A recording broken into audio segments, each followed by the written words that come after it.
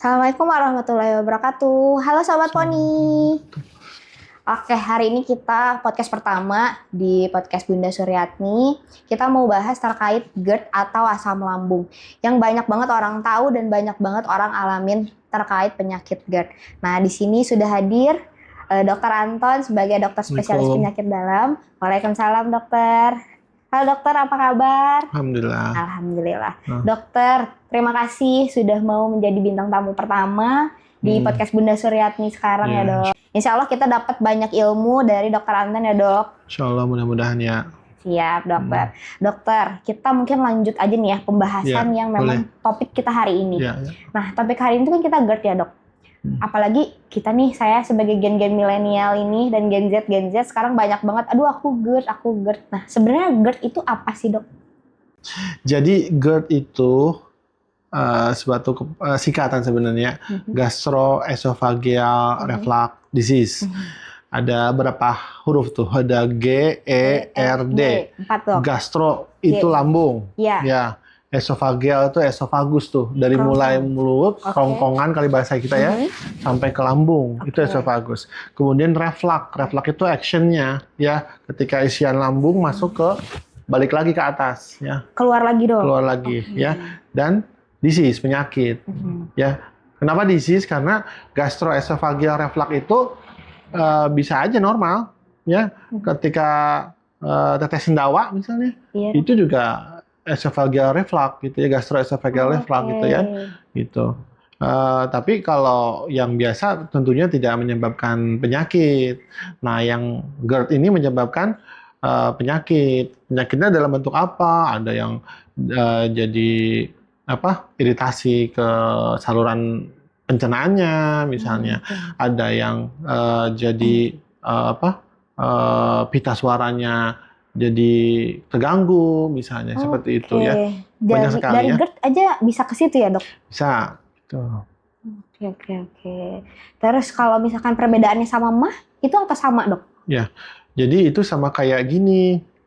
Kalau kendaraan itu kayak MAH misalnya. Iya. MAH itu kendaraan. Tapi kalau GERD itu misalnya ya angkot. Itu GERD. Tapi bis itu bukan GERD. Jadi MAH itu spektrumnya luas dan salah satunya adalah GERD. Jadi bagian dari nggak semua MAH itu GERD gitu ya, tapi GERD itu bagian daripada MAH. MAH dalam persepsi masyarakat awam ya. Iya betul gitu. Dok. Oke. Kalau gejala-gejala dari GERD itu yang kita nggak sadarin apa sih dok?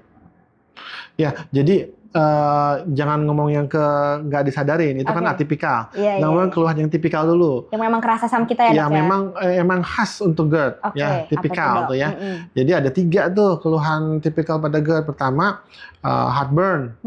Heartburn itu berarti dada nih, rasa panas nih, ya. Kenapa sih panas? Karena asamnya ngelewatin esofagus tuh. Esofagus kan panjang, dari mulai mulut, ya. Ini ada 3 bagian dia tuh. Ada bagian servikal, ada bagian torakal, ada bagian abdomen gitu ya. Nah, ketika dia masuk ke dada, asam lambungnya itu ke esofagus bagian dada, maka sensasinya itu akan terasa panas di dada. Kayak gitu. Itu yang pertama tuh ya. Tadi apa tadi? Masih udah lupa. Yang pertama apa tadi? Heartburn. Gitu. Yang kedua itu reflux. Regurgitasi. Regurgitasi itu berarti ya isian lambung tadi yang masuk ke atas itu keluar lagi. Ya, itu regurgitasinya. Keluhannya tuh ya, kadang mungkin kerasa di sini, aduh, kok asam ya tenggorokannya. Iya, suka gitu dok, bener dok. Atau ini kok gigi saya, kayaknya saya sikat gigi tiap hari, tapi kok ada karies ya. Itu bisa juga dari GERD ya. Gitu. Atau suara saya diserak misalnya. Itu bisa juga dari GERD gitu ya. Gitu. Kemudian yang ketiga itu adalah disfagia. Disfagia itu berarti ada gangguan menelan. Kebayang nggak kalau misalnya esofagus itu kena asam, ya, dia pasti luka kan? Iya dok. Ketika kulit kita luka, pasti akan menyebutkan jaringan parut kan? Jaringan parut itu akan mempersulit kita untuk menelan. Gitu. Disfagia itu berarti gangguan menelan, gitu ya. Jadi sakit gitu. Pernah ada mungkin teman-teman yang bilang, aduh kok saya makan kok kayak ada ganjel nih, nggak bisa turun. Iya. Di sini terus. Mungkin itu salah satu keluhan dari GERD gitu ya. Gitu. Ya, itu yang tipikal ya. Yang tipikal yang memang sekarang orang tuh kerasa itu ya. ya, yang khasnya.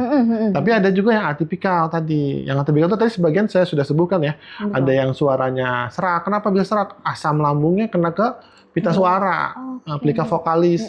Jadi kan bisa terekspos dari asam lambung tuh di situ ya. Iya, Dok. Bisa juga orang yang batuk-batuk nggak jelas, di ronsen bagus misalnya. Tapi dia kok batuk-batuk terus ya. Kenapa nih? Ternyata ada iritasi bronkus karena refluksnya tadi, regurgitasinya asam lambung tadi. Gitu. Bahkan tadi yang saya sebut awal giginya jadi rusak Ada gitu, sih, Dok, ya. bisa juga dari asam lambung gitu ya. Banyak ya. Oke, lanjut kali ya, Dok. Maksudnya kalau dari keluhan, berarti sebenarnya yang memicu GERD itu muncul, Dok, yang sampai bisa menjalar kemana-mana tuh kerasanya apa sih, Dok? Yang memicu GERD itu akhirnya menjalar kemana-mana sakitnya gitu, Dok. apa sih yang bisa menyebabkan orang tuh terkena GERD gitu ya? Iya, betul. Nasib ya. Masih baru sakit ya, Dok. Yeah. Emang sih takdir ya, cuman kan ada pasti apa sih namanya, Dok? Memang yang penyebabnya ternyata yang kita lakuin juga gitu. Ya, jadi sebenarnya kita harus tahu dulu kenapa orang itu bisa kena GERD gitu kan. Betul. Ada apa sih di GERD gitu kan, kok bisa ada yang kena GERD ada yang enggak gitu ya. Tadi ya sebenarnya bagusnya sini kalau ada gambar ya. Jadi ya saya gambarin ke saya aja ya. Ini saluran pencernaan gitu ya. Saluran pencernaan esofagus ya. Esofagus dia masuk ke di sini ada namanya diafragma ya.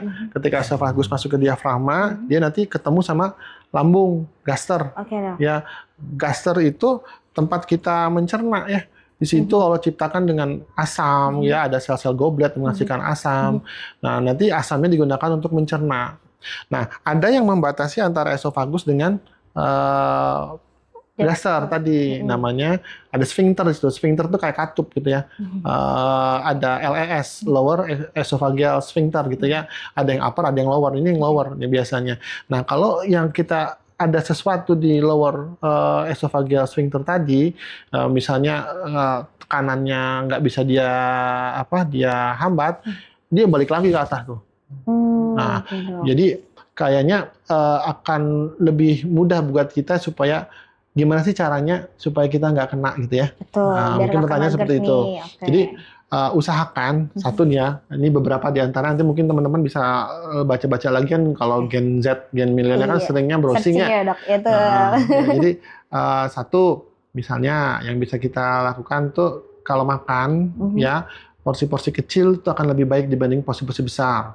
Kecil dan sering gitu ya. Jadi berapa kali dia, Dok? Misalnya 2 jam sekali kan? Ini kalau orang udah kena GERD ya, udah kena masalah lambung gitu ya, usahakan porsi-porsi kecil aja.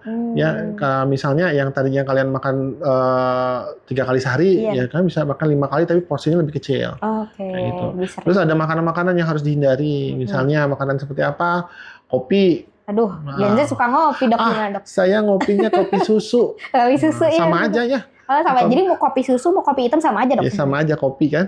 Nah, kopi itu bisa meningkatkan resiko terjadinya GERD tuh ya. Apalagi selain kopi, misalnya produk-produk yang melibatkan jeruk, asam sitrat, ya, minuman-minuman dengan jeruk, atau jeruk sendiri gitu ya. Jadi yang asam-asam ya, Dok? Ya, mungkin seperti itu. Kemudian apalagi tomat. Tahu nggak kenapa tomat? Tomat kan bagus, Dok, sayuran. Ya, tomat itu banyak mengandung vitamin C. Asam juga gitu ya. Betul. Tomat dan turunannya gitu ya, kecap dan lain sebagainya. Bukan kecap orang Indonesia ya. Ketchup. Ini apa namanya, saus tomat ya? Saus tomat. Nah, bahasa orang mah saus tomat. Saus tomat nih. Orang mah ketchup ya, Dok. Kecap. Jadi itu ya kalau Gen Z kan literaturnya nyari tuh. Ya kalau nanti di internet dia nemunya kecap bukan saus tomat kan. Iya, benar. Gitu. Jadi bukan kecap yang hitam tapi ya saus tomat. Apa lagi makanan-makanan yang banyak mengandung gas, soda gitu ya. Dan ya mau itu sodanya herbal atau tidak herbal, yang penting soda itu bisa menyebabkan asam lambung juga ya. Kalau buah-buahan, Dok, yang lain ada nggak sih yang menyebabkan gas? Ya tadi seperti jeruk, buah-buah yang asam seperti itu, atau banyak mengandung gas ya. Ya pernah nggak makan brokoli misalnya? Brokoli banyak mengandung gas nggak? Mungkin pada beberapa orang ada yang seperti itu ya. Jadi perutnya kembung makan brokoli, atau kembang kol misalnya. Jadi kembung perutnya. Jadi Kol juga bisa menyebabkan. kol juga. Ya. Jadi itu bisa menyebabkan peningkatan gas dalam lambung. Gas meningkat, regurgitasi, gitu ya. Jadi keluar lagi akhirnya. Ya, jadi kayak kita kalau naik pesawat yang unpressurized ya, misalnya pakai pesawat yang yang bukan jet gitu ya, pesawat propeller gitu ya. Itu kan kita harus hindari tuh makanan-makanan kayak gitu, kacang-kacangan, kok. Kenapa? Karena kalau kita makin naik ke atas, gas yang tadinya kecil jadi gede. Nah, itu juga bisa nyebabin GERD juga, kayak gitu ya. Itu dari makanan tuh misalnya. Banyak lagi ada hal-hal lain tuh ya. Misalnya kalau habis makan jangan langsung leyeh-leyeh ya. Jangan langsung. Saya suka banget lagi dok. Udah makan diem gini gitu. Mungkin kalau diem gini aja duduk nggak apa-apa. Tapi kalau udah glosor gitu ya, megang HP sambil begini gitu ya, itu juga akan memicu terjadinya GERD gitu ya. Karena kebayang tadinya posisinya di atas, tiba-tiba dia di bawah, tekanan akan semakin masuk ya dok. Gampang untuk keluar gitu ya. Jadi 3 jam. Kenapa 3 jam? Karena pengosongan lambung butuh waktu gitu ya. Pengosongan lambung itu butuh waktu. Jadi kita kasih jeda tuh 3 jam. Kalau tidur juga katanya 8 kali 2,5 berapa sih? 8 kali 2,5 16. Betul nggak sih? Katanya kita harus meninggikan kepala kita 8 inci. 8 inci dari itu berarti berapa? 8 kali 2,5. Kalau kedokteran tuh susah ngitung misalnya. Waduh, saya jelas berhitung. 8 kali 2,5 inci berapa? 16. 8 kali 2, 16. 16 tambah 4, sekitar 22 ya. 22 cm. 22 cm itu lumayan tinggi ya. Iya, dok. Mungkin kalau orang-orang GERD tuh bantal harus tumpuk 2, mungkin 3 gitu ya. Tidur tuh jangan terlalu teplek. Jangan terlalu teplek banget ya, dok ya. Seperti itu. Oke. Tapi, dok, kadang juga ada yang kalau misalkan terlalu tinggi, GERD-nya aman, dok. Tapi ternyata nanti dia jadi sakit punggung. Gimana tuh, dok? Ada nggak sih, dok? Ya itu di podcast yang lain ya. Oke. Kita lanjut lagi yang lain ya, dok. Berarti, dok, selain dari makanan, ada keluhan lainnya juga, maksudnya yang memicu pun dari pola hidup ya, dok? Tadi dari makan. Oh iya. Berat badan juga mempengaruhi ya. Orang yang berat badannya ideal, itu resiko untuk kena GERD-nya lebih rendah. Lebih rendah. Statistik ya. Obesitas, termasuk obesitas? Ya, itu resikonya akan lebih tinggi dibandingkan dengan orang yang ideal ya. BMI-nya ideal, dia akan lebih gampang.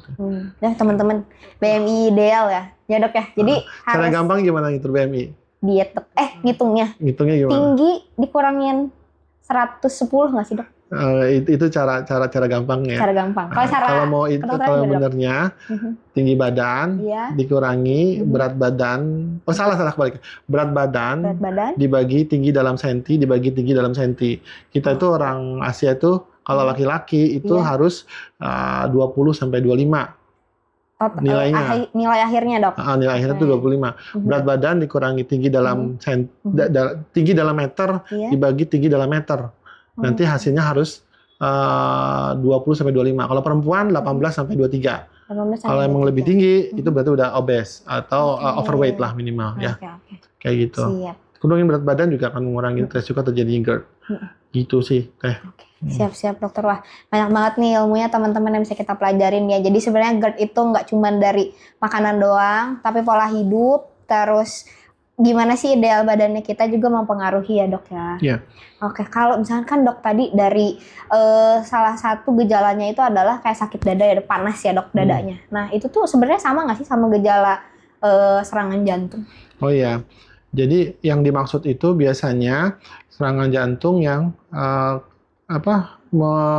berhubungan dengan koroner yang memperdarahi dinding jantung bawah.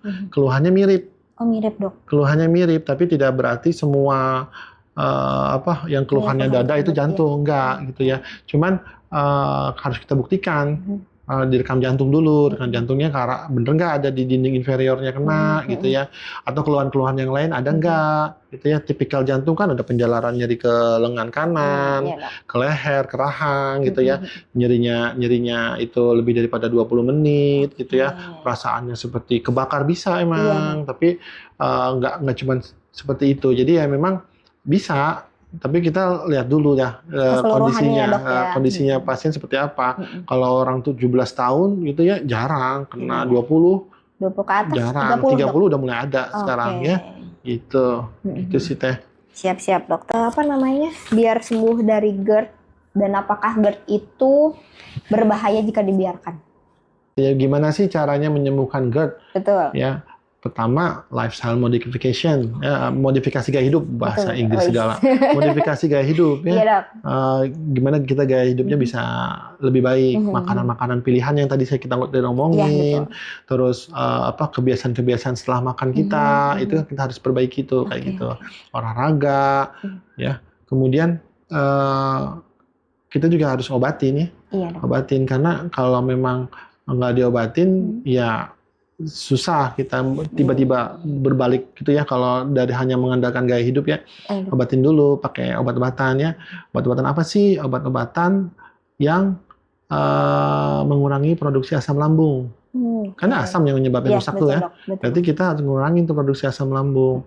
Mungkin teman-teman pernah dengar ranitidin misalnya ya, nimotidin misalnya ya. Banyaklah obat-obat yang tidin-tidin tuh ya. Atau zol tuh, omeprazol, lansoprazol, esomeprazol, ya, pantoprazol. Banyak tuh kayak gitu ya.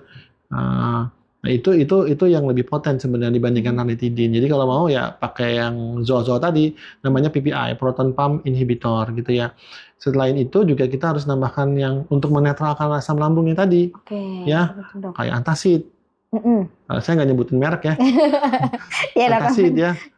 Antacid itu berarti sirup atau tablet yang warna hijau biasanya, atau sirup gitu warna putih. Ya, itu paling cepat untuk mengurangi nyeri ya. Menurunkan nyerinya itu lebih cepat. Terus nanti kita bisa pakai prokinetik ya. Prokinetik itu berarti obat mual. Jadi kadang-kadang saya nggak mual kok dikasih obat mual ya, gitu kan? Kadang-kadang suka protes tuh pasien seperti itu, apalagi Gen Z ya. Protes mulu ya dok. Dia baca dulu, ini apa nih, kenapa gue kasih obat mual nih? Gitu. Padahal sebenarnya itu untuk mempercepat pengosongan lambung ya, bagi yang terlambat mengosongkan. Jadi kalau asamnya udah dibuang ke usus, udah menjalar kan, jadi tekanan berkurang tuh. Maka GERD akan kemungkinan terjadinya udah nggak ada isinya kan. Gitu. Jadi seperti itu ya. Terus apalagi yang suka dikasih sucralfat misalnya, sirup yang warna pink itu untuk mukoprotektor, untuk mengurangi rasa nyerinya, untuk melindungi lambungnya, permukaan lambung, esofagus gitu ya. Kemudian kalau nggak bisa apa? Operasi. Sampai operasi dok. Sampai operasi. Kalau memang ada kelainannya karena kelainan anatomi ya, misalnya karena iritasinya udah sampai terjadi baret esofagus misalnya ya, udah berat tuh, udah perlukaan, udah jaringan parut, nggak bisa nelen, itu ya mau nggak mau harus dioperasi gitu ya. Kayak gitu. Jadi ya hati-hati ya dengan pola makannya. Pola makan. Pedas. Aduh, seblak asam, dok. Ya, kayak gitu ya. Berarti kalau dibiarkan itu bahaya ya dok, apalagi pola hidup yang tidak dirubah ya? Ya, bahaya, bahkan bisa sampai kanker ya. Bisa sampai kanker. Kanker esofagus tuh. Jadi karena iritasi lama, hiperplasia. Ya, hiperplasia itu berarti ini teriritasi nih kulit nih. Dia berusaha untuk memperbaiki diri dengan apa sih namanya? Ya, hiperplasia itu berarti dia membelah diri banyak-banyak, atau selnya juga jadi nggak normal gitu. Ketika selnya tidak normal, itu kan potensi yang terjadinya kanker gitu. Dan memang ada. Dan ada ya dok. Kanker esofagus ya. Dan kemungkinannya ya nggak melulu, tapi salah satu faktor resikonya adalah GERD. Punya kesana ya dari GERD itu ya dok. Jadi teman-teman harus benar-benar jaga gaya hidup ya. Gaya hidup, makan dan sebagainya, karena ya kita nggak tahu nantinya akan menjadi seperti apa ya dok. Apakah ke kanker seperti yang tadi dokter jelaskan gitu kan. Gak usah ngomong-ngomong kanker dulu deh. Ya, bagaimana kita bisa hidup tanpa nyeri lambung aja dulu. Ya. Iya, betul dok. Lain kali kalau makan levelnya diatur, jangan level 5, level 2 aja, atau level 1 gitu ya. Siap dok. Pedasnya dikurangin ya teman-teman. Ngopinya jangan sehari 5 kali, kurangin aja deh 2 kali ya dok. Karena kita gitu ya dok. Kamu tahu nggak, cabai itu vitamin C-nya tinggi kan dok? Iya. Asam berarti ya. Iya betul. Vitamin C-nya tinggi gitu. Jadi hati-hati ya. Jadi bukan karena pedasnya justru ya dok. Pakai balsam aja. Oh. Biar pedes tapi tidak pedas melambung. panas ya dok. Oke dokter, terima kasih banyak nih, banyak banget ilmu yang kita dapat. Apalagi buat kita nih yang gen-gen milenial, Gen Z, makannya jangan seblak terus, jangan kopi terus ya dok. Yang penting gaya pola hidup sehat, makannya lebih diatur ya dok, dan pola hidup, olahraga dan sebagainya gitu. Iya. Dok, ada pesan nggak buat temen-temen yang punya GERD atau lambung? Boleh dok? Iya. Dijaga pola makan ya. Pola makan. Pola makan. Makan seblak boleh, Oke, boleh. Oh, masih boleh guys. tapi ada batasan gitu ya. Oke, siap dokter. Makan minum jeruk boleh, tapi ada batasan. Oke. Ya, kopi boleh, cuman ada batasan. Kopi juga sehat kan? Kopi juga sehat gitu ya. Kopi hitam gitu ya. Americano ya. Wih, mantap. Itu kan sehat gitu ya. Iya, Dok. Kalau saya lebih suka kopi Apa Dok? yang gambar kapal laut. Kapal api. Oke, siap. Berarti sebenarnya dengan batasan yang penting ya, Dok ya. Iya ya. Jadi kalau kita sudah melebihi batas kan tidak baik ya. Iya, betul. Oke, terima kasih Dokter Anton atas semua ilmu-ilmunya. Alhamdulillah kita dapat ilmu nih dari podcast kita hari ini. Kalau gitu, terima kasih sahabat Poni sudah mendengarkan juga.